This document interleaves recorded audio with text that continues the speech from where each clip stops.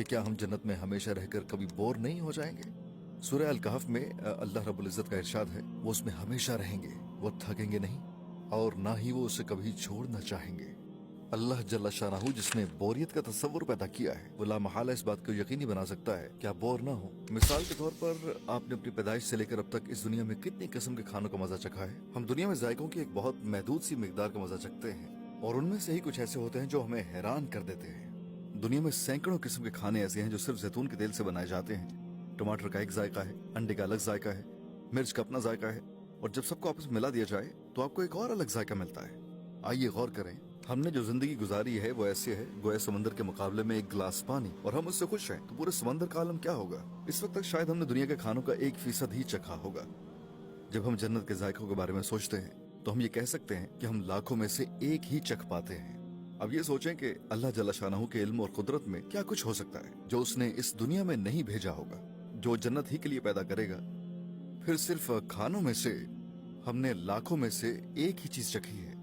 सूरह ज़ुखरुफ में अल्लाह रब्बुल इज्जत का फरमान है, वहाँ हर वो चीज होगी जिसकी कोई दिल ख्वाहिश करेगा और जिससे आंखें लज्जत हासिल करेंगी और आप हमेशा के लिए वहाँ रहेंगे।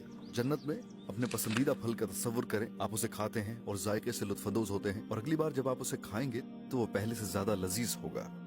लिहाजा वहाँ यकसानियत या बोरियत जैसी कोई चीज नहीं और हमेशा के लिए खुशियों में इजाफा ही होता चला जाएगा। जन्नत के 8 दर्जे हैं, हर एक का स्टेटस मुख्तलिफ है, लेकिन क्या हम अपने प्यारों से जुदा हो जाएंगे अगर हमारे दर्जात मुख्तलिफ हुए।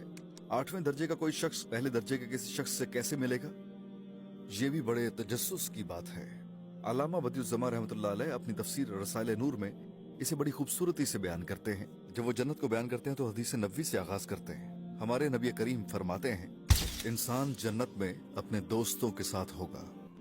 मिसाल के तौर पर कि मेरी जायकों से लुत्फानंदोज होने की सलाहियत बहुत आला है, लेकिन आपकी ये सलाहियत कम है। मेरी बिनाई अच्छी है और मैं बहुत दूर देख सकता हूँ। आपकी बिनाई भी अच्छी है, लेकिन आपकी बिनाई मेरे जितनी अच्छी नहीं है।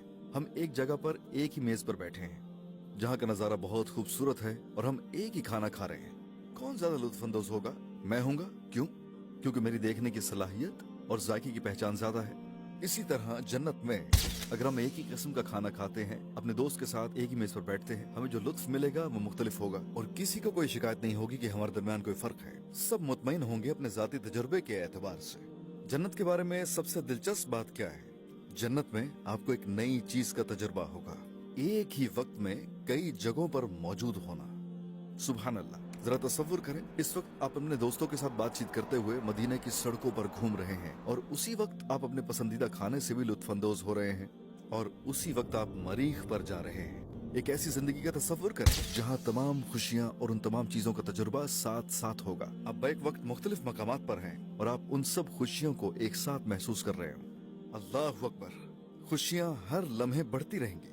जब मैं इसे बयान करता हूँ तो मुमकिन है कुछ दोस्त सवाल करें कि ऐसा कैसे हो सकता है। ब्रदर, जब आप अपनी माँ के पेट में थे, अगर उस वक्त कोई शख्स आपके सामने बाहर की दुनिया का मंजर बयान करता तो क्या आपके लिए माँ के पेट में उस सबको समझना मुमकिन था? वो आपको बताते हैं कि दुनिया में कौसे कज़ा नामी एक चीज होती है, लेकिन आप सिर्फ तारीकी और अंधेरे को जानते थे, इसके अलावा कुछ नहीं जानते थे। बिल्कुल, आप ये सब समझ ना पाते, लिहाजा ये बहुत आम सी बात है कि आपको ये सब एकदम समझ नहीं आएगा।